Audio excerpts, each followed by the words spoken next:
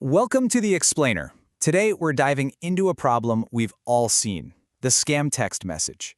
But we're not just going to point it out, we're going to build a really powerful framework for digital self-defense. It always starts with something like this, doesn't it? A message just pops up on your phone, it seems kind of professional, maybe even a little exciting, but you get that feeling in your gut that something just isn't right. So we're calling this one the tale of the phantom recruiter. It's like a ghost in the machine, right? Haunting our phones with these vague job offers, trying to lure us in. Now, get this. The specific message we're looking at was sent to an 80-year-old man, and you know what? He wasn't even looking for a job. This is such a classic scammer move. They target people who might be a bit more trusting of a message that sounds even remotely official.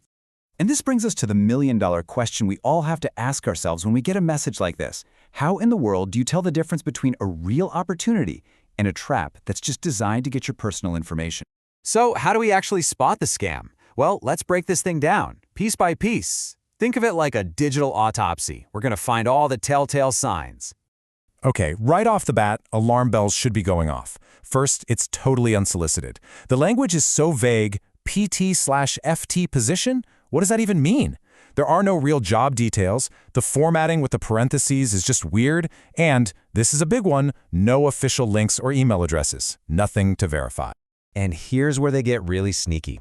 A quick Google search will tell you that Active Staffing is a totally real company. Scammers do this constantly. They piggyback on the credibility of a real business to make their whole scam feel more legit. This chart just lays it all out perfectly. Look at the difference. A real recruiter gives you details, their full name, a company email, a specific job title, and a link to the posting. The scammer? They operate in the shadows with vague terms, no links, and mismatched info. It's really the difference between a professional handshake and a whisper from a dark alleyway. And here it is. This is the smoking gun. The text came from a Kentucky area code, 270, but the real Active Staffing company? They don't have a single office in Kentucky. Now sure, people keep their phone numbers when they move, but you combine this geographic mismatch with all the other red flags, and yeah, it's pretty clear this is a scam.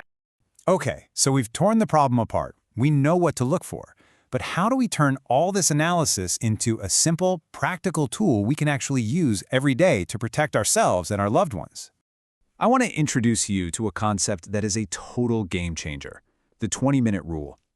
The idea is so simple. Any legitimate company, any real recruiter should have enough of a digital footprint that you can verify them with a quick 20-minute search. If you can't, something's seriously wrong. And the rule breaks down into this really simple 3-step ritual. Step 1 is the 5-minute check. Just look them up online. Do they have a LinkedIn profile, a company website? If that turns up zilch, you can move to Step 2 and spend up to 20 minutes to be absolutely sure. And if you still can't verify them, that's when you go to Step 3, you warn everybody. So listen. Here's the bottom line. If you're searching for 5 minutes and hitting nothing but dead ends, that right there is a massive red flag. Real, legitimate organizations leave digital breadcrumbs. Phantoms, well, they don't. And this right here, is the most important part of this whole thing. This isn't just about you protecting yourself. It's about taking what you've learned and using it to build a shield around your entire community. This metaphor is just perfect. When you spot a scam, you're like the fire watcher in an old village. You don't just quietly put out the little fire in your own backyard. No, you run to the center of town, you ring a bell, and you map it out so everyone knows where the danger is coming from. Every single one of these sketchy texts or emails is an opportunity. Seriously, by sharing a screenshot and just calmly explaining the red flags, you turn your own personal suspicion into a teachable moment, a little artifact that can protect your friends, your family, everyone in your online world. So how do we make this easy? You just create a super simple public service announcement on social media, share a screenshot, explain the red flags, and then add a unique hashtag. By doing that, you're not just posting a warning, you're contributing to what you could call a mythic codex, a living, breathing, searchable archive of digital threats that anyone can tap into to stay safe. So the big takeaway is this. Digital self-defense, it's a team sport. Every single scam you uncover and you share, it strengthens the firewall for everybody. So the next time a phantom recruiter comes knocking at your digital door, you'll know exactly what to do. Your village is watching. What fire are you going to map next?